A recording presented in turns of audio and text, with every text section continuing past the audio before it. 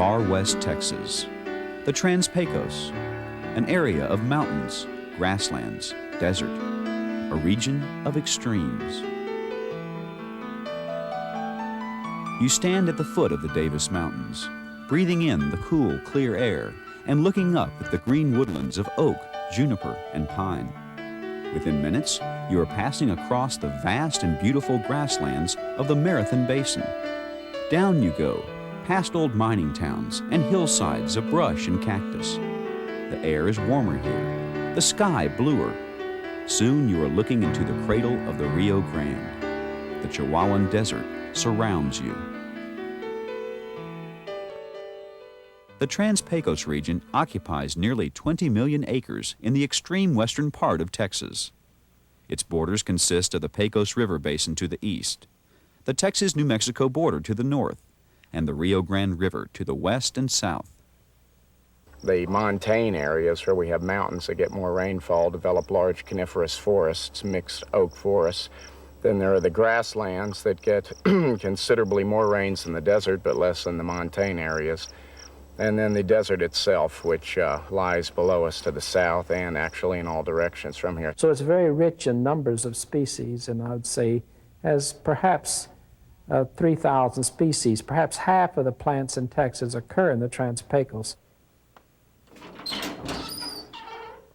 At the University of Texas Herbarium in Austin, students are able to study firsthand the region's many plant species.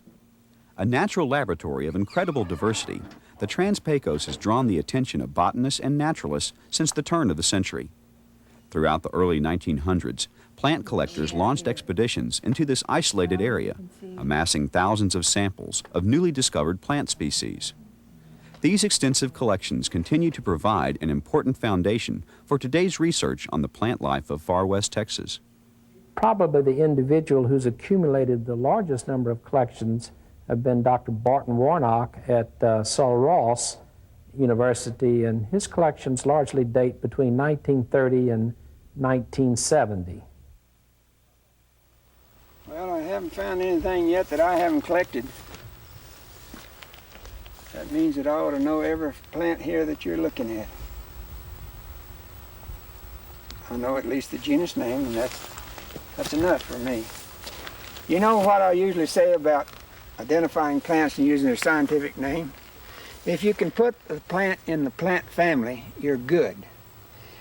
If you can put it in a genus, you're very good. I never worry about a species, because species are just something for botanists to argue about. That's right. And you never can get two botanists to agree hardly on anything. So the species is to argue over. Dr. Barton Warnock, now 80, continues his work in the Trans-Pecos. We followed him on a trip that will take us through some of the region's more diverse habitats and vegetation. Our journey began at the foothills of the Davis Mountains.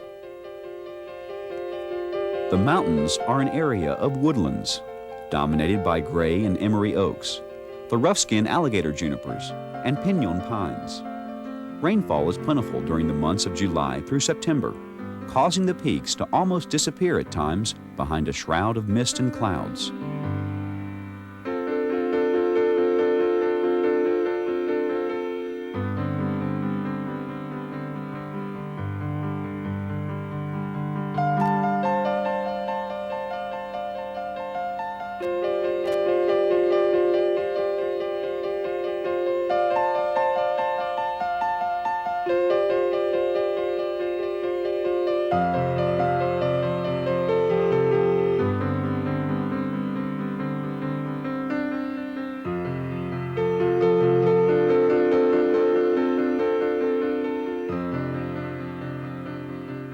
As throughout the Trans-Pecos, the grasslands surrounding the Davis Mountains have diminished in areas due to the overgrazing of sheep, goats, and cattle. This was a prevalent ranching practice a century ago. The result was that certain desert shrubs, or invaders, moved into areas that were once prime grassland. These are some interesting plants that we hadn't seen anywhere on this loop before. Why is that? Well, it just hasn't gotten into the other parts of it. Some of the ranchers have taken better care of their land than others, and this particular one seems to have overutilized it some. This ranch may go down that way 30 miles, and so he may have had a lot of animals in here in the early days. But these are plants that have come into this area that are not normally in here at this elevation. We're nearly 5,000 feet. For the most part, the days of running too many cattle are over. Today, ranchers are taking steps to ensure the survival of the cattle industry through proper management of the grasslands. Such ranching practices become most evident as we move down from the Davis Mountains into the rich plains of the Marathon Basin. We're sitting up in the top of the Frenchman Hills.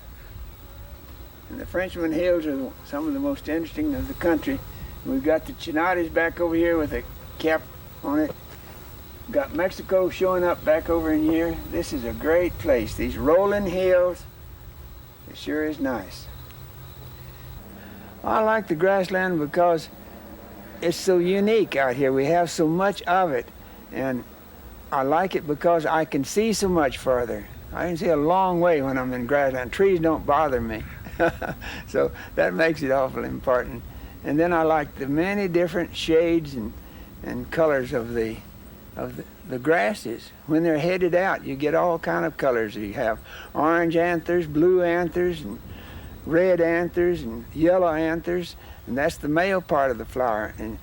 And all of the grasses are flowering plants, but very few people realize that they got flowers.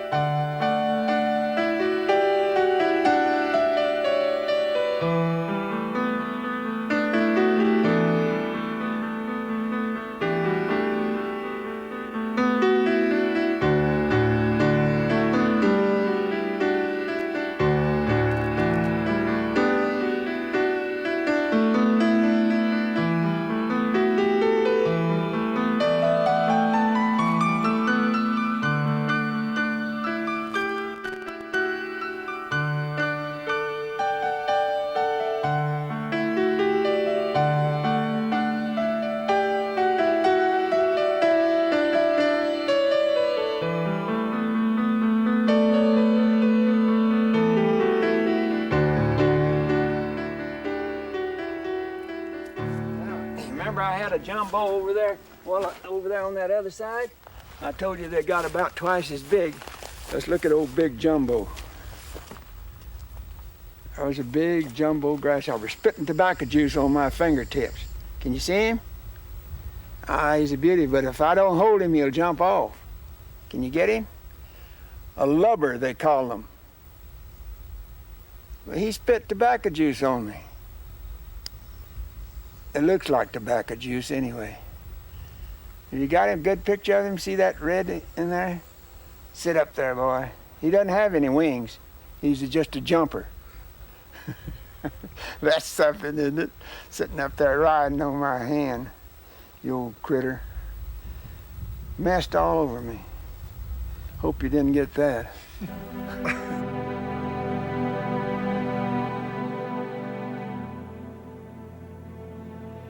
Leaving the comfort and security of the grasslands, we arrive at the upper edge of the Chihuahuan Desert. The grasses have given up almost completely, and in their place are the tough, aggressive desert plants.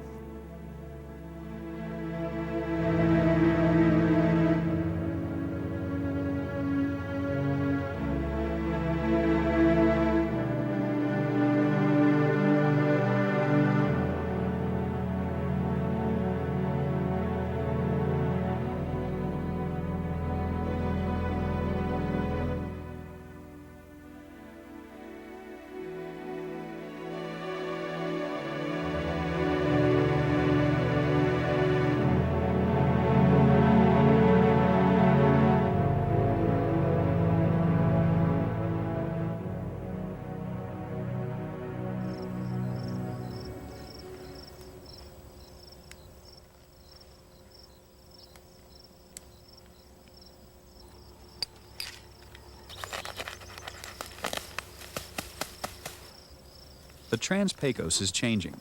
Population growth, a fluctuating global climate, land management practices. They all have an effect on this delicate region. The natural wealth and diversity of the Trans-Pecos will always attract the traveler, the scientist, the naturalist. The work begun by such pioneers as Barton Warnock will continue its importance, reflected in the research that is being carried out today by future botanists such as Barry Hughes of Sul Ross University in Alpine. He is developing ways to strengthen the resistance of native grasses to invading grasshoppers. This will increase the potential for greater cattle production. Like Barton Warnock, his work and that of others will ensure our further understanding of the Trans-Pecos and how it can be preserved.